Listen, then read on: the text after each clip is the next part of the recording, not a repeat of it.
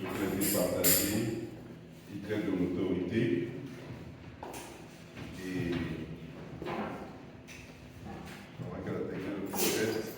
servir avec l'autorité de la parole. Le thème qui nous est proposé ce matin, servir avec l'autorité de la parole. Et nous aurons comme texte de base unique de ce matin, Matthieu chapitre 7, verset 29. Matthieu chapitre 7, verset 29. Il est dit, juste un bout de phrase, car il enseignait comme ayant autorité et non comme leurs scribes. Amen. Car il enseignait comme ayant autorité et non comme leurs scribes. Donc, on parle dans ce texte de Jésus. Jésus qui est entré, qui enseignait, et sa manière d'enseigner était différente de leurs scribes, de leurs enseignants, puisque c'est le nom qu'on connaît, des érudits, des hommes sages, des hommes remplis de connaissances. Vous savez, quand quelqu'un doute, même sa façon de parler est spéciale. Il est hésitant, il ne parle pas avec assurance, il doute, il tremble même, il a peur. Mais ce n'est pas que les scribes tremblaient, parce que c'est des gens remplis de connaissances. C'est des gens qui lisaient, c'est des gens qui fouillaient. Et vous savez que les plus grands philosophes du monde n'existent pas dans notre temps. Jusqu'à présent, c'est encore ceux de l'époque.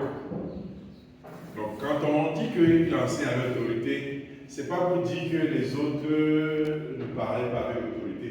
Ou bien quand on disait, l'autorité ne veut pas dire le ton de la voix, ça ne veut pas dire le fait d'impressionner les gens un peu à la Pentecôte. On prêche avec beaucoup d'énergie, mais de la force. Ce n'est pas ça de ça qu'il s'agit. Ce n'est pas de ça qu'il s'agit. L'autorité dont nous parlons n'est pas la puissance vocale. Ce n'est même pas une posture physique. Mais il y a une assurance qui est dégagée. Mais quand je parle d'assurance, je ne parle pas d'assurance de la personne. Mais il y a quelque chose de spirituel qui est libéré et qui touche et qui convainc.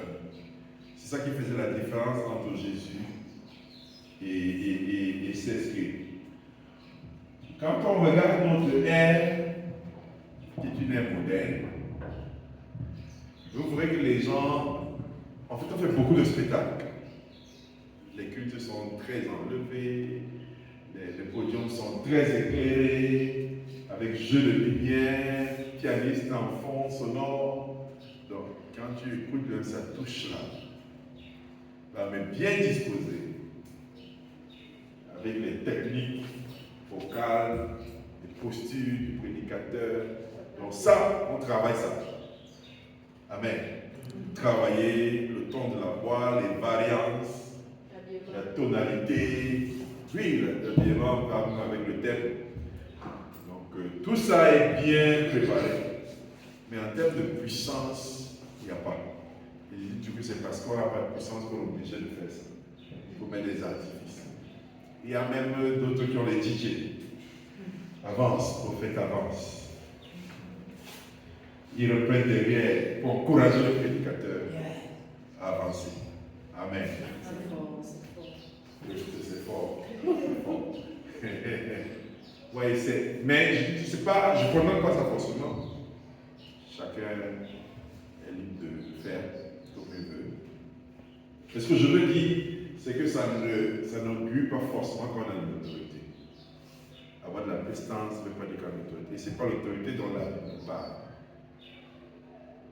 La Bible dit que nous avons reçu l'autorité de marcher sur la puissance de l'ennemi, sur les scorpions et sur les serpents. C'est toute la puissance de l'ennemi et rien ne nuira. Donc l'autorité dont je fais allusion ici, c'est une autorité spirituelle. C'est quelque chose qu'on ne peut pas décrire avec les mots, mais qui déplace des situations, qui touche les cœurs et qui chamboule et qui change les vies.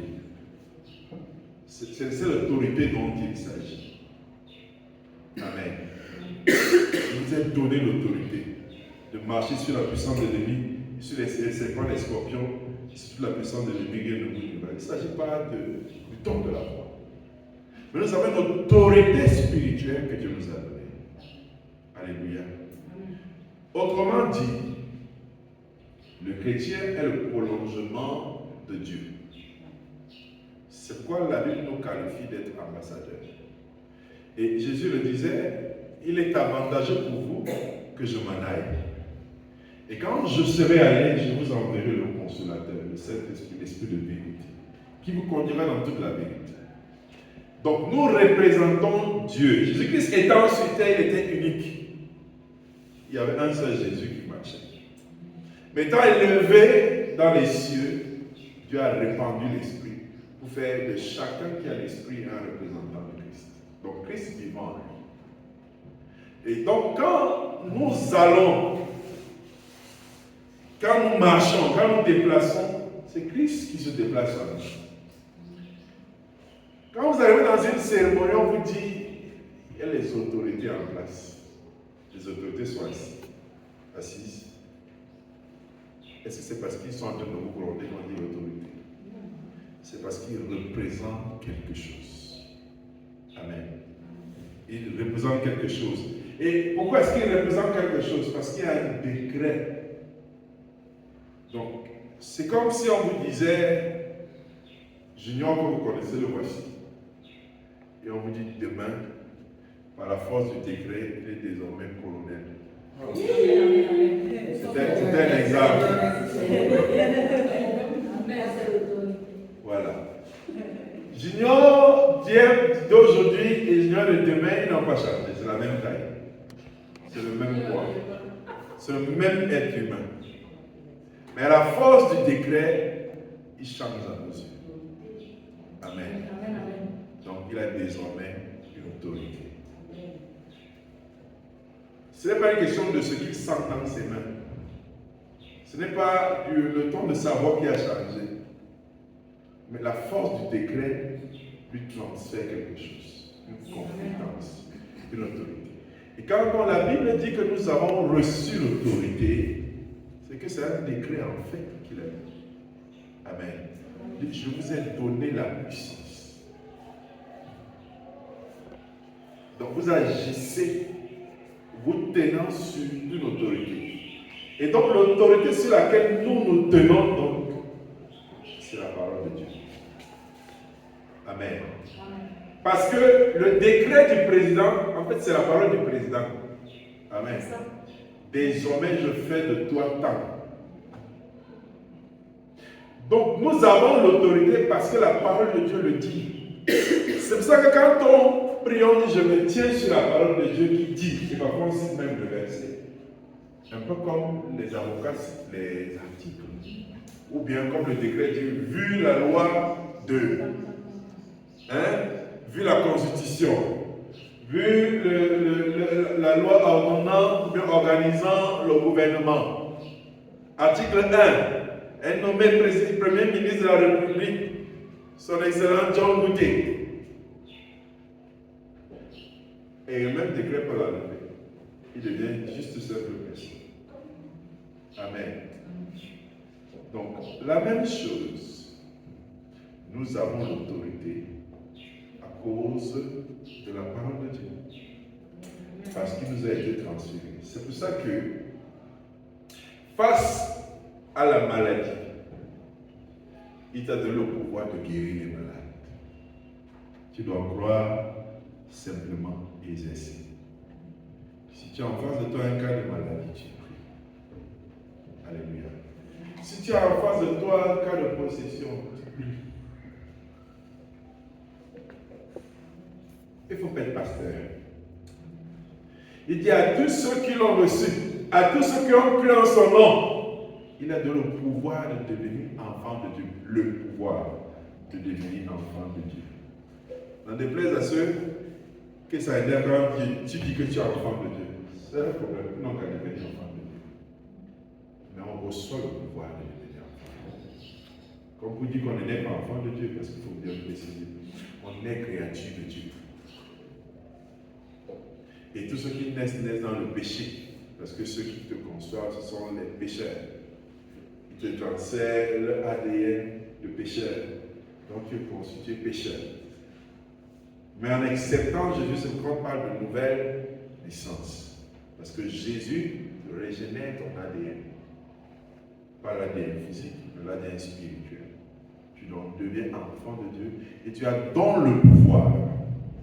Amen. Par décret de Dieu, divin, tu deviens enfant de Dieu. Tu reçois le pouvoir. Et tu peux donc exercer. Le sorcier n'a donc pas le pouvoir sur toi.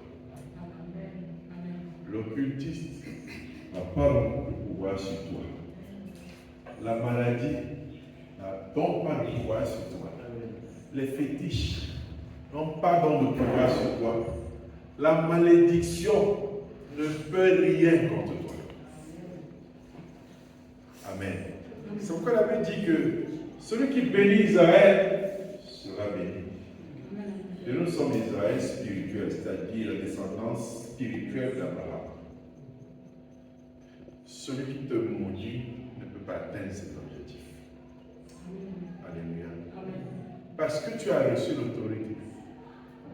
Et donc, c'est pourquoi tu dois l'exercer. La pire chose qui pourrait arriver à un enfant de Dieu, c'est son ignorance.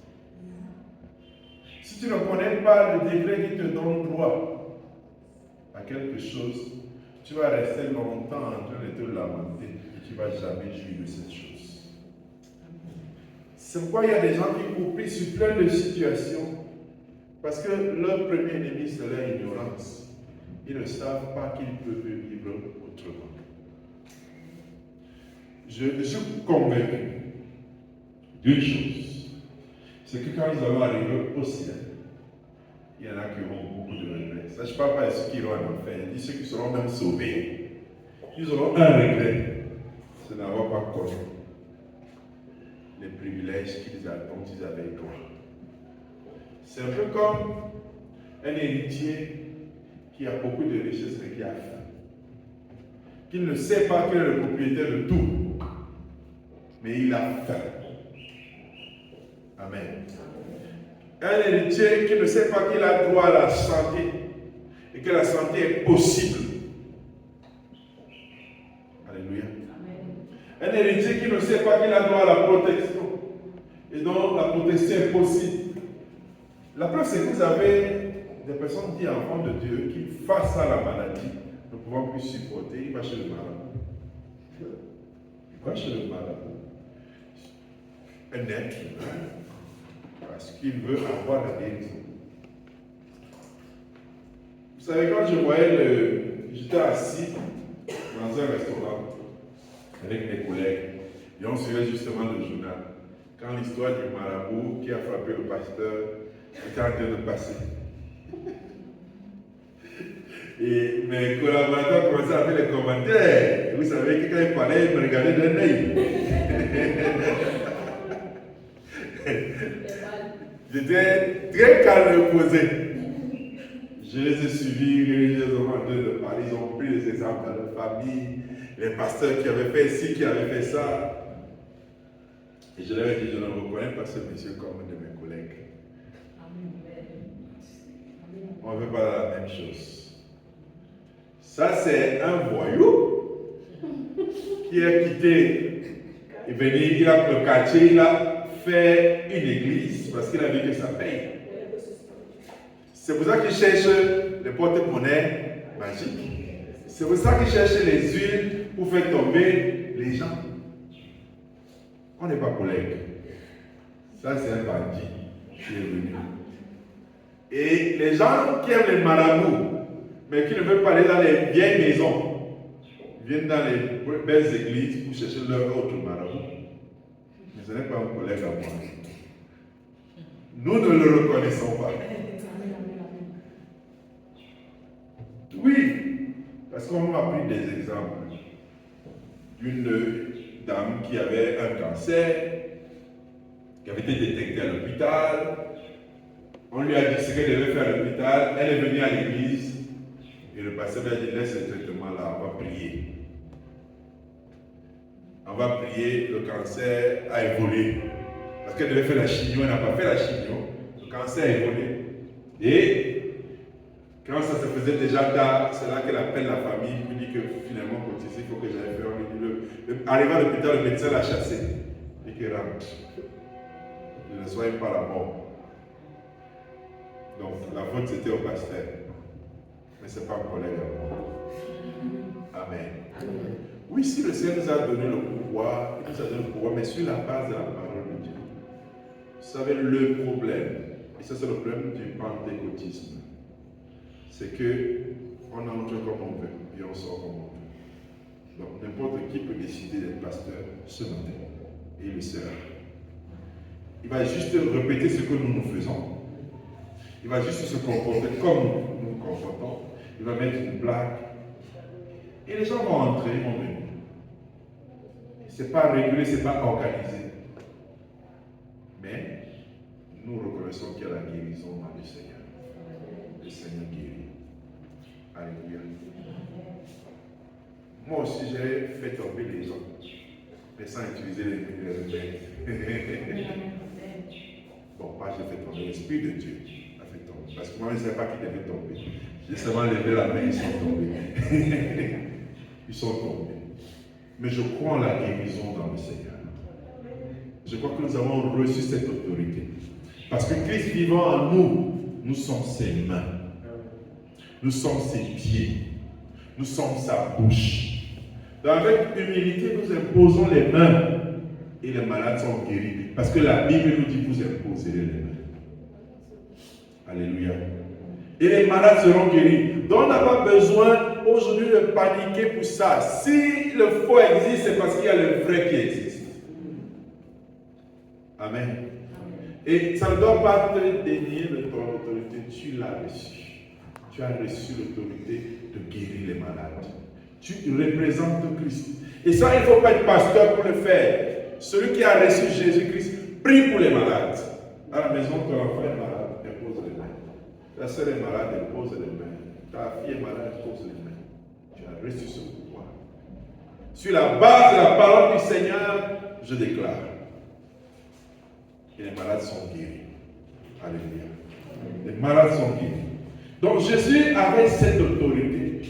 Et quand tu prenais la parole, il ne parlait pas comme les hommes, parce que Dieu n'est pas un homme. Pour ceux qui sont un peu enseignés, si ces faux pasteurs prennent la parole, vous saurez qu'ils sont faux. Vous savez qu'ils sont faux. Il n'y a pas besoin de... La Bible dit que Jésus ne prêchait pas comme les scribes. Donc il y avait une différence. L'onction se reconnaît. La présence de Dieu se reconnaît. Il ne faut pas être spécialiste. Tu sais que si c'est faux, si c'est vrai. Le problème des hommes, c'est qu'ils cherchent des choses à leur image. Ils cherchent des choses à leur image. Les gens font des marabouts. Ils tombent sur les marabouts. Après, ils nous expliquent que les pasteurs sont faux. Ils veulent les marabouts, pasteurs. Ils aiment ça. Ceux qui leur disent la vérité, ils les fuient. Ils ne les cherchent pas parce qu'ils ne cherchent pas Dieu. Ils cherchent leur guérison. Ils cherchent leur miracle. Ils cherchent une belle vie. Mais le Seigneur nous promet la belle vie. Il y a la belle vie dans le Seigneur. La seule chose que le Seigneur nous dit, c'est de ne pas faire son promesse. C'est le salut de notre âme. Si tu vas aller faire tes vacances aux îles Zanzibar, il a quel problème avec ça? Ce n'est pas lui qui a créé ça pour comme ça. Il a quel problème? C'était pour les aveugles qui créaient ça.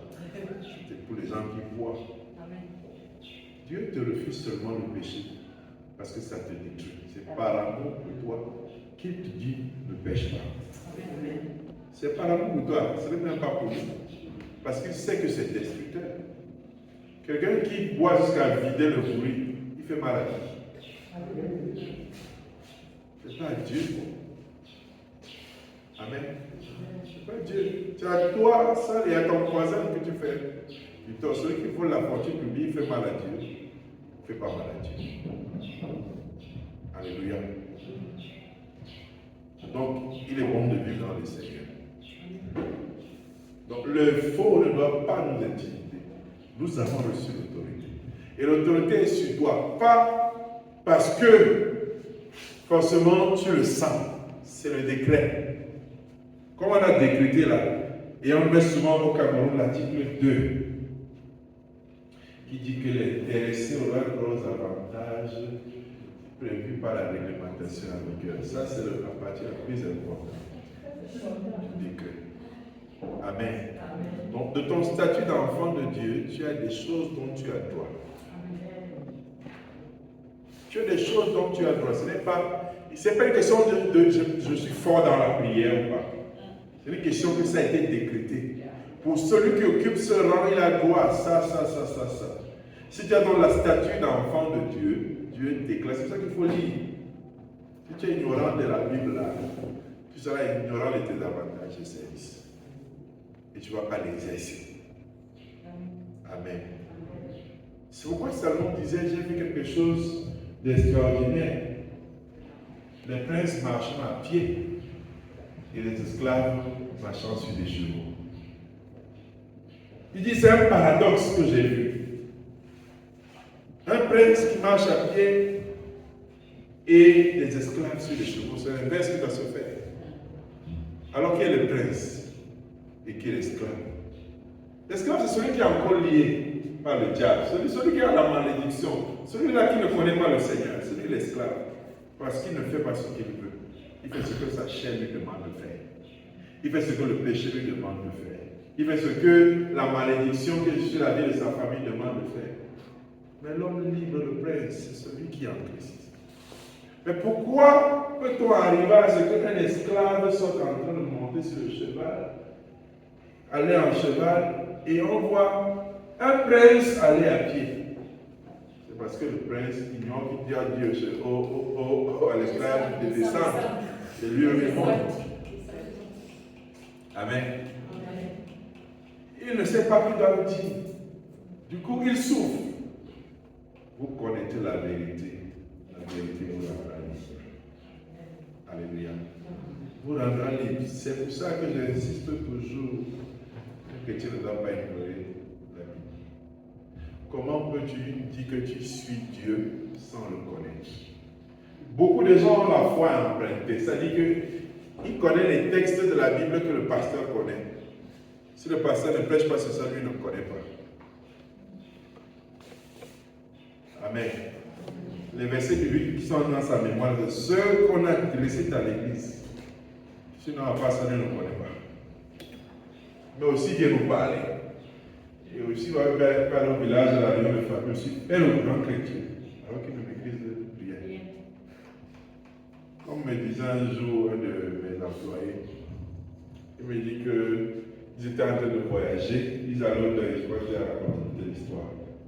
Ils allaient au deuil et ils étaient dans un bus avec le cercueil. À peine sortis de la ville, la voiture avait tombé en panne. Ils ont commencé à dire que le corps ne veut pas arriver au village. Après, ils ont encore fait quelques mètres, ils ont cogné une voiture et justement la soute s'est ouverte, le cercueil est sorti. On vous a dit que la paix, si le corps ne veut pas arriver au village. Ils se sont mis à prier. Il y a un jusqu'à l'ouest. Il est en train de prier. Et lui, de se moquer, il dit que c'est parce qu'il n'était pas chrétien. Il dit que maintenant là. Il dit que c'est l'incrédulité. C'est la peur qui faisait qu'elle prie. Il n'y a rien de confiance, mais c'est clair. Comment tout le vois, tu es en train de prier, c'est-à-dire que tu ne crois même pas à la prière que tu as fait là. Donc il faut voyager en train de rester en... Et il y a même les versets plus soutenus ça. Prier sans... Voyage.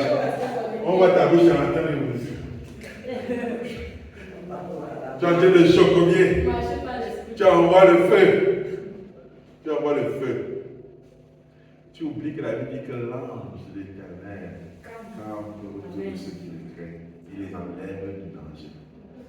Tu es ignorant de ça. Tu penses que c'est ta prière qui fait que tu ne t'attaques pas. Tu mens. Tu mens en fait. Tu ne connais pas ton Dieu. Tu ne connais pas ton Dieu. Moi, il y a les ennemis qui m'ont attaqué. J'ai dit que pour eux, là, je ne prie pas. Je ne prie pas pour eux. Ça, c'est Dieu qui gère le cas. Et moi, j'ai la paix dans mon cœur. C'est comme une histoire que j'avais suivie. Je ne sais pas vous dire si elle est vraie ou pas, moi je l'ai suivie. Un jour, il y a un serviteur de Dieu qui dormait. Mais j'ai quand même lu une histoire semblable parce que j'avais lu le livre de Rebecca Brown, les deux tomes. Il est venu délivrer les captifs. J'avais lu ça. C'est un livre que je lisais. J'avais peur, mais je lisais toujours. Je lisais toujours. Et curieusement, c'est la nuit que je lisais. J'avais peur. C'est des trucs occultes. Quelqu'un qui était dans la magie, la sorcellerie, qui a voulu sortir. Donc, on montrait les attaques qu'il avait. Donc, l'histoire ressemble un peu à ça. Et donc, le serviteur de Dieu dormait dans la chambre. Il entend les bruits vraiment au salon, les choses qui tombent, les fauteuils qui se renversent et autres. Vu comme une maison hantée. Il arrive au salon, il trouve un démon là, sous forme physique, qui veut l'effrayer. Il dit, ok, ce n'est que toi. C'est retourner les autres péchés. Et le bruit s'est arrêté. Le bruit s'est arrêté. Mais au salon aujourd'hui, quand l'autre est ici, quand les souris passent au salon, c'est comme qu'il est pas. Ou bien le chat a froid. Le chat a froid, il vient miauler à la fenêtre. Le chrétien ne dort plus jusqu'au matin.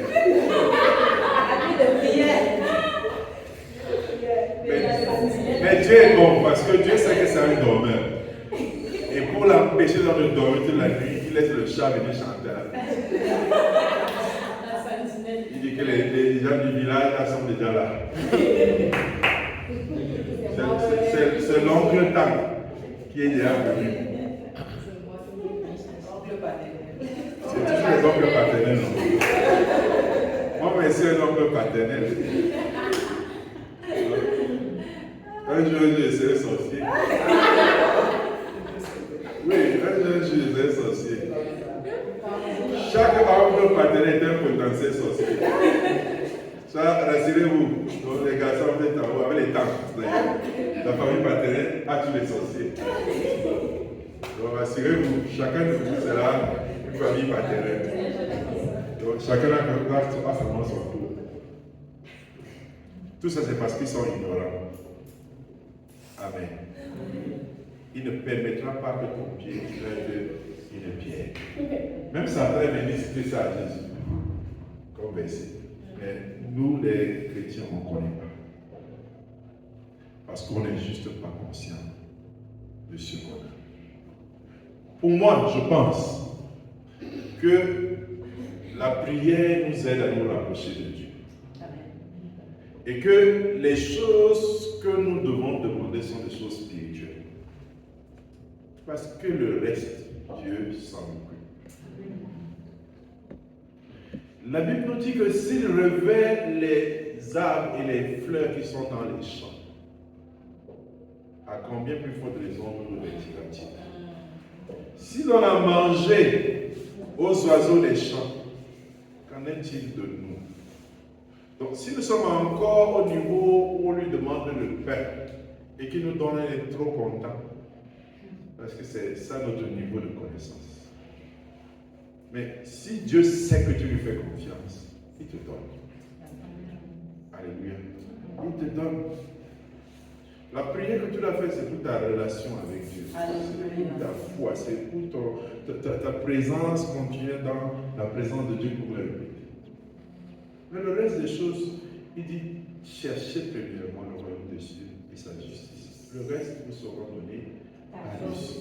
Il dit encore que ceux qui cherchent les choses de la terre, ce sont les païens qui les cherchent ça. Vous les avez. Le problème, c'est est-ce qu'on a vraiment confiance à Dieu, mais c'est une confiance de façade. Et je pense que c'est une continuation de façade pour beaucoup. Ils ne croient vraiment pas à leur Dieu. Que Dieu soit capable de les délivrer. Souvent, vous allez voir qu'ils ont une patience jusqu'à un certain niveau. Quand ils se rendent compte que les choses ne changent pas, comme c'était l'option 2, il y a l'option 2. On va essayer ailleurs. Et vous ne pouvez pas imaginer jusqu'à quel point ça passe souvent. Même ceux qui sont pasteurs, qui ont prêché l'évangile que je prêche aujourd'hui, se retrouvent au soir de leur vie chez un marabout, en train de traiter une maladie qu'on dit qu'on leur a lancée. C'est à se demander si ce qu'ils prêchaient, ils y croyaient vraiment, au fond de lui. C'est à se poser cette question.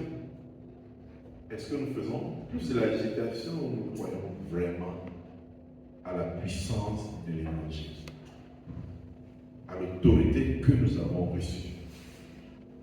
Parce que l'autorité, elle est là. Amen. Moi, je connais des pasteurs qui, eux, malades, ils priaient pour les autres guérissaient. Mais eux-mêmes étaient malades. Ça arrivait à Paul. Paul a prié le Seigneur. Il dit, j'ai prié 7 fois parce qu'il avait une écharpe dans le dos. Il dit qu'il y avait un démon qui venait le souffleter. Il a prié, il dit, j'ai prié 7 fois. Il m'a répondu, ma grâce seule te suffit. En fait, quand tu regardes l'histoire de Paul, Paul était un homme très excellent. C'était déjà un homme intelligent, un érudit des Écritures. Quelqu'un qui maîtrisait. Ça avant d'être chrétien, c'était très plongé dans la loi judaïque. Quand il a rencontré le Seigneur sur le chemin de Damas, il s'est vraiment engagé de tout son cœur. Et Dieu a fait des choses extraordinaires. Et d'ailleurs, il le dit, de tous les apôtres, il était le plus excellent. Mais aucune ne s'enorgueillisse pas. Dieu a laissé qu'il ait une faiblesse. Pour qu'il prie pour ça, ça ne change pas. Et ce n'est pas pour autant qu'il a décidé d'abandonner les voies du Seigneur pour aller essayer ailleurs. Parce que si tu penses même essayer ailleurs, ça veut dire que tu penses qu'il y a quelqu'un qui est au-dessus de Dieu. Amen. C'est que tu penses qu'il y a quelqu'un qui est au-dessus de Dieu. Mais il n'y a pas quelqu'un qui soit au-dessus de Dieu. On l'appelle Alpha et Oméga. Comme on disait Cameroun, après lui c'est le virage. Il est vraiment Alpha et Oméga, c'est-à-dire qu'il commence. Il est à la fin. Quand vous devez débuter là, il est là. Quand vous devez finir, il est là. Les hommes ont fini par dire qu'il n'est jamais pressé. C'est vrai, pourquoi va-t-il être pressé? Quand c'est toi qui gères le temps, tu es pressé pour aller où? Il est pressé pour aller où? Dieu est vieux. Il ne vieillit pas. Il y a un paramètre qu'il ne maîtrise pas. Lui n'a pas peur de la vieillesse parce qu'il ne connaît pas la vieillesse.